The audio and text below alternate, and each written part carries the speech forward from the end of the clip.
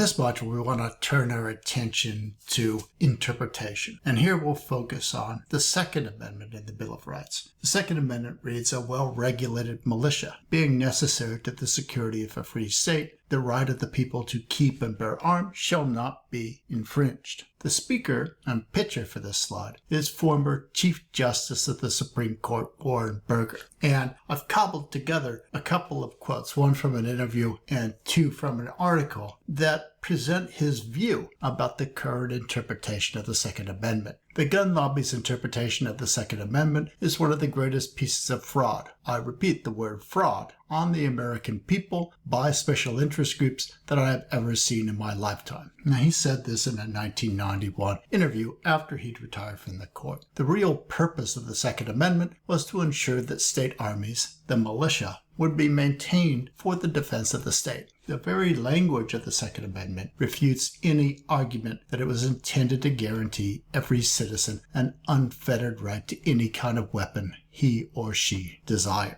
Indeed, the idea that a country could take care of its military needs by having a volunteer militia that provided their own arms was already hopelessly out of date by the time the Bill of Rights was passed. There were no major countries, for instance, in Europe that didn't have standing professional armies armed with state-of-the-art weapons. So I would tend to agree with Burger here. But the Supreme Court, at least to date, has largely taken the gun lobby's interpretation of the Second Amendment. So we've now covered contradiction and interpretation. However, there's still one other phenomenon that we want to talk about: selective adherence. And in fact, we see many instances of selective adherence of differing degrees of moral dubiousness in the United States. The federal government has chosen not to enforce federal drug laws and closed down all those marijuana shops in California and other states. Now, the feds no doubt see it as too hot a political potato, either to decriminalize marijuana or to enforce existing laws making marijuana use and distribution illegal. Now, you might say, well, that's a pretty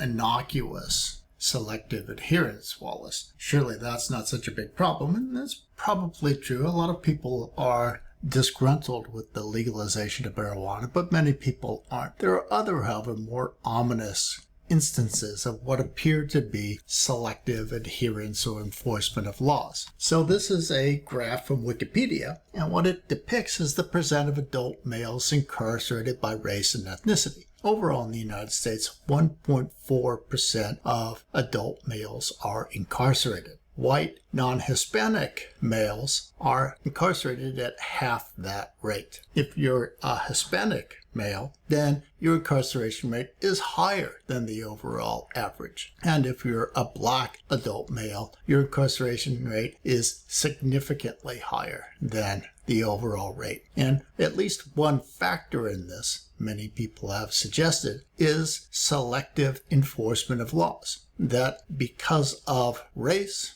because of social circumstance, of income, of access to resources, white adult males are much less likely to be incarcerated even when they are arrested, and they are arrested at much lower rates than either black Americans or Hispanic Americans. So this looks like a case of selective adherence based upon race, based upon income, that looks morally dubious at best. So what have we learned from our 2 lectures on divine command theory? Well, I've taken a sort of more comprehensive view than we find in Rachel's chapter, which focuses specifically, primarily on interpretation and specifically on the church. What I've suggested is something that's more in line with the What is Morality chapter. Namely, that even if we have consensus about what norms should be governing our behavior, what norms are the correct norms, there still emerge problems of interpretation, of conflicting dictates, and of selective adherence. And that even if we are inspired by a real, insightful moral authority, we nevertheless have to engage in that process of giving reasons, evaluating reasons, and trying to build a moral consensus. The only alternative to this is brute force. And this, of course, is the antithesis to moral thinking and practice. So let's take a look then at the central ideas that have emerged. We've been talking a lot about giving and evaluating reasons, and we've seen that as a methodology that allows us to accomplish things that mere appeal to an authority will not, namely agreement and acceptance among individuals.